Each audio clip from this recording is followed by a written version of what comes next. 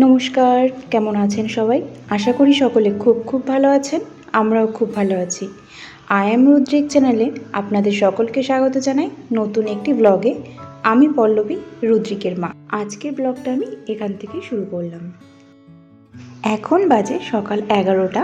আমি রান্না বসিয়ে দিয়েছি এক সাইডে, আর এদিকে রুদ্রিককে একটু ডাবের জল খাওয়ানোর চেষ্টা করছি, কারণ ও ডাবের জলটা একদমই পছন্দ করে না। কিন্তু যে পরিমাণে গরম পড়েছে, এই গরমে কিন্তু ডাবের জল খাওয়াটা কিন্তু শরীরের পক্ষে খুবই উপকারী।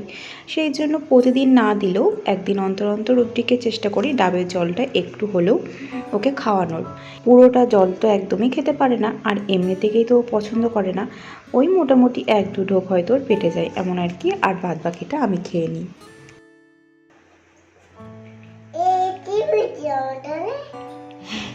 তোমার কি সব দিকে লক্ষ্য থাকে? ওটা একটা কালকে মেলায় গেছিলাম না, ওই মেলা থেকে ওটা কিনে এনেছি, তাই পড়লাম হাতে। তুমি পড়বে না?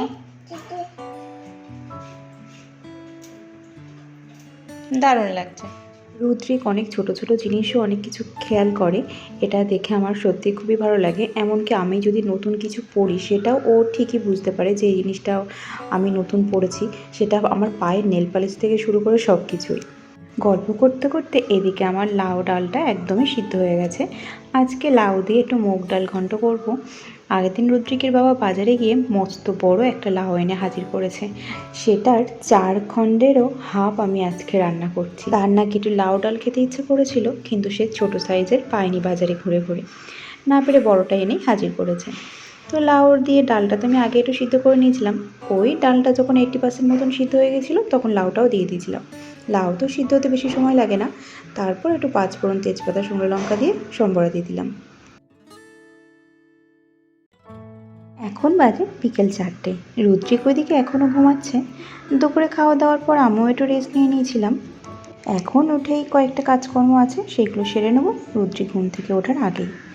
কারণ আমি দেখেছি, আমি যদি রুদ্রিককে সময় দিতে না পারি, তাহলে ওর মেজাজটা একদমই ভালো থাকে না। সেই জন্য চেষ্টা করি যতটা সময় পাই, ও যেই সময়টা ঘুমায় সেই সময়টায় আমি আমার সংসারের সমস্ত কাজকর্মগুলো গুছিয়ে রাখতে। না হলে ও ঘুম থেকে উঠে গেলে ওকে দেখতে গেলে আমার বাড়ির কাজকর্মগুলো হবে না, আর হলেও সেটা পরিপাটিভাবে হবে না। আর যদি সেগুলো পরিপাটি করার চেষ্টা করি, তাহলে রুদ্রিকের ঠিকঠাকভাবে ওর দিকে আমি খেয়াল রাখতে পারবো না। সেই জন্য যতটা চেষ্টা করি ও যে সময়টা ঘুমায় বা রেস্ট নেয়, সেই সময়টায় আমি সংসারের সমস্ত কাজকর্মগুলো এগিয়ে রেখে দিই। এই যেমন এখন কয়েকটা কাজকর্ম ছিল, সেগুলো রুদ্রিক ঘুম থেকে ওঠার আগেই আমি এগুলো গুছিয়ে রেখে দিলাম। ওর খেলনাগুলো মাঝে মধ্যেই আমি একটু পরিষ্কার পরিচ্ছন্ন করে রেখে দিই, তো সেগুলো গুছিয়ে রাখলাম। আর কয়েকটা জামা কাপড় কাচা হয়েছিল সকালে, সেগুলো ভাঁজ করে রেখে দিলাম। এখন চলে এলাম সন্ধ্যেবেলায় টিফিন করতে। আজকে সন্ধ্যেবেলা একটু স্পাইসি কিছু খেতে ইচ্ছা করছিল, কিন্তু রুদ্রিককে নিয়ে করাটাও সম্ভব ছিল না। সেই জন্য ঘরে একটু আটা ম্যাগি ছিল, আর আটা ম্যাগি আর ভার্মিসেলি দুটো আমার ঘরে সবসময় থাকে, কারণ রুদ্রিক এই দুটো খেতে পছন্দ করে। আটা ম্যাগিটা একটু দেওয়া হয় মাঝে মধ্যে, তাছাড়া ওকে ভার্মিসেলিটাই খাওয়ানো হয়। ভার্মিসেলি মানে চিমুই। যাই হোক, রুদ্রিকের বাবাও অফিস থেকে ফিরে বাবাকে এই টিফিনটাই করে খাইয়ে দেবো, আর রুদ্রিকও সন্ধ্যেবেলা এটা খাবে, আর আমি তো খাবো অবশ্যই। তো এখানে আমি পেঁয়াজ, গাজর আর আলু আগে একটু ভেজে নিলাম।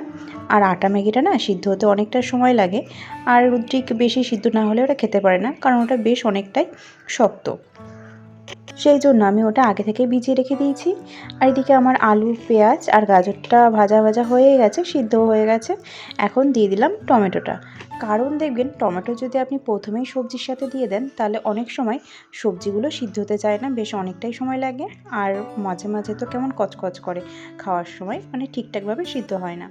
সেই জন্য আমি যখন টমেটো দিয়ে রান্না করি, সেই জন্য আমি সবজিটাকে আগে ভেজে নিই। মোটামুটি সিদ্ধ হয়ে গেলে তারপরে টমেটোটা দিয়ে দিই। এখন দিয়ে দেবো একটু বাদাম। আর এই বাদামটা না আগের দিন মেলা থেকে এনেছিলাম, সেটাকে খোলা ছাড়িয়ে এখন দিয়ে দিলাম।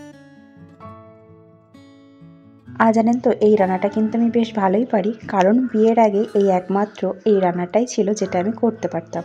তাছাড়া কোনো রান্না আমি পারতাম না সেইভাবে না, কোনো রান্নাই আমি পারতাম না। একমাত্র এই রান্নাটাই করতে পারতাম।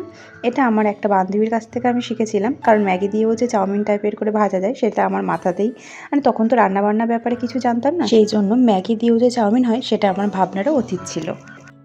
এই দেখুন, আমি ম্যাগিটা আগে থেকেই একটু জল দিয়ে ভিজিয়ে রেখেছিলাম, ঠান্ডা জলেই ভিজিয়ে রেখেছিলাম।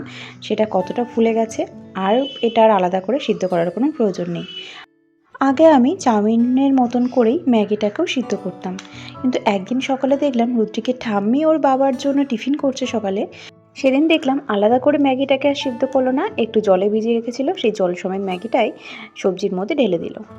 সেইভাবেও করা যায়, আবার কখনো যদি বেশি একটু চাউমিনটা সিদ্ধ হয়ে যায় তখন আর জল দেওয়ার, মানে যে জলটা দিয়ে আপনি ভিজিয়ে রেখেছেন সেই জল সমেত তার ঢালার প্রয়োজন হয় না, একটু ছেঁকে ম্যাগিটা দিয়ে দিলেই হয়ে যায়। যাই হোক, এদিকে আমার সবজিটা এখন ভাজা হয়ে গেছে পুরোপুরি। এখন দিয়ে দেব ম্যাগিটা, জলটা একটু ঝেড়ে দিলাম কারণ ম্যাগিটা আর এক্সট্রা করে কোনো জলের প্রয়োজন নেই এখানে। আর যেহেতু এটা আমি চাউমিন মতন করেই করব, সেই জন্য একটু ঝুড়ো ঝুড়ো মতন হলেই ভালো হয়। এবার দিয়ে দেব আমি মশলাটা, ম্যাগি মশলাটা। এখানে আমি প্রায় 3 প্যাকেট মতো ম্যাগি ইউজ করেছিলাম, আর দিয়ে দিলাম 1 প্যাকেট মশলা। যেহেতু যখন আমি সবজিটা ভেজেছিলাম তখন আমি একটু হলুদ গুঁড়ো আর লবণ দিয়েছিলাম, আর রুদ্রিকে দেব সেই জন্য আমি মশলাটা বেশি ব্যবহার করলাম না।